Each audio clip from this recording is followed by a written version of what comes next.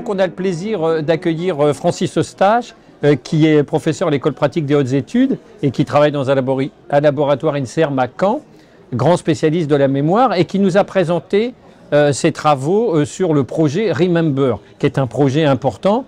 Et Francis, pourrais-tu nous rappeler un peu ce projet et un peu l'origine de ce projet?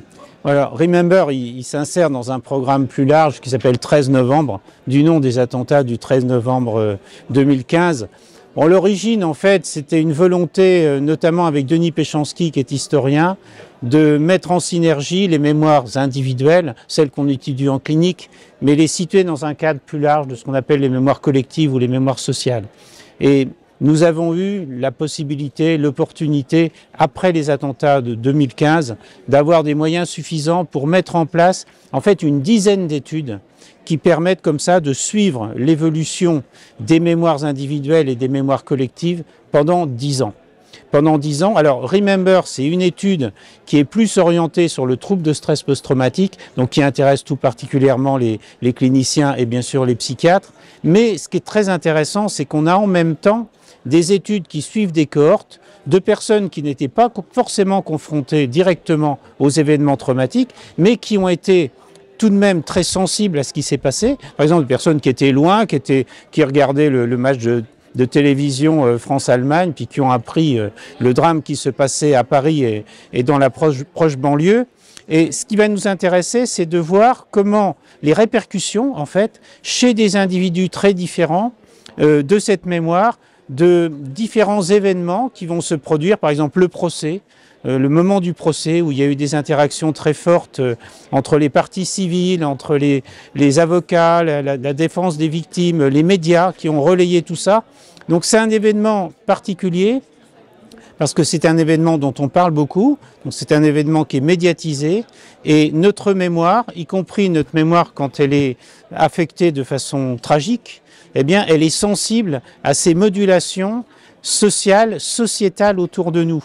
Et quand on dit ça, en fait, on rejoint les intérêts, je pense, des psychiatres, des psychopathologues, parce qu'on voit qu'on touche là un des éléments thérapeutiques potentiels, qui est le soutien social, hein, qui doit être très présent et qui doit être organisé au sein de psychothérapie, mais aussi de façon plus large dans l'entourage de ces personnes.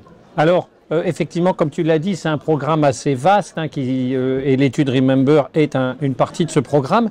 Sur l'aspect état de stress post-traumatique, même si c'est une question difficile de résumer en quelques mots ça, mais quelles ont été les grandes, disons, découvertes ou les grandes données que cette étude a permis de dégager sur cette population très particulière? Alors, sur cette population très particulière, bon, le design de l'étude est très intéressant parce que bon, c'est un traumatisme unique. Donc déjà, on a une population qui est circonscrite à ce type de traumatisme, qui est comparée à des personnes qui ont vécu l'événement traumatique, mais qui n'ont pas développé de troubles de stress post-traumatique, plus un groupe contrôle qui est éloigné de la situation traumatique. Donc le design est extrêmement original.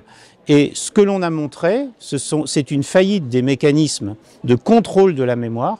Et on a montré le circuit qui est en cause dans un article qui a été publié dans Science. Donc c'est une étude qui est, je pense, très importante, qui repose sur l'imagerie cérébrale où on a en fait mesuré la capacité qu'ont ou non les personnes à contrôler les intrusions. Les intrusions étant un peu au cœur hein, de la symptomatologie du trouble de stress post-traumatique, ce n'est pas le seul élément de distorsion de la mémoire, mais c'est un élément très important. Et puis, on a également, notamment dans le long cours, hein, dans le suivi de ces personnes, on montre d'autres dysfonctionnements de la mémoire autobiographique, de la façon dont la personne raconte son autobiographie, ce qui est un petit peu différent. Et de plus en plus, on essaie d'approcher ces mécanismes-là, comment la personne se raconte, parce que quand on est capable de se raconter, quand on donne une linéarité cohérente eh bien, à notre parcours de vie, c'est déjà très bien. Et c'est très différent en fait de la personne qui est meurtrie par un traumatisme où au contraire toute l'autobiographie va se concentrer sur le traumatisme. Alors je donne ces deux exemples-là parce que là aussi, ce sont potentiellement des mécanismes qui peuvent être repris par des thérapeutes, dont c'est le métier. Moi, c'est pas mon métier. Mon métier, c'est d'écrire des mécanismes de mémoire et leur support neurobiologique, notamment grâce à l'imagerie cérébrale. Mais je trouve que ce sont des clés, en quelque sorte, de compréhension qui peuvent donner des arguments pour mettre en place de nouvelles thérapies cognitivo-comportementales. Eh ben, merci beaucoup. Donc effectivement, comme tu le soulignes, Francis, ce sont des éléments qui peuvent être importants pour les cliniciens, même si on parle là d'éléments très fondamentaux, mais on voit très bien la dimension translationnelle, comme on dit, hein, c'est-à-dire la capacité à être utilisée par les cliniciens et les thérapeutes. Merci beaucoup. Merci Philippe.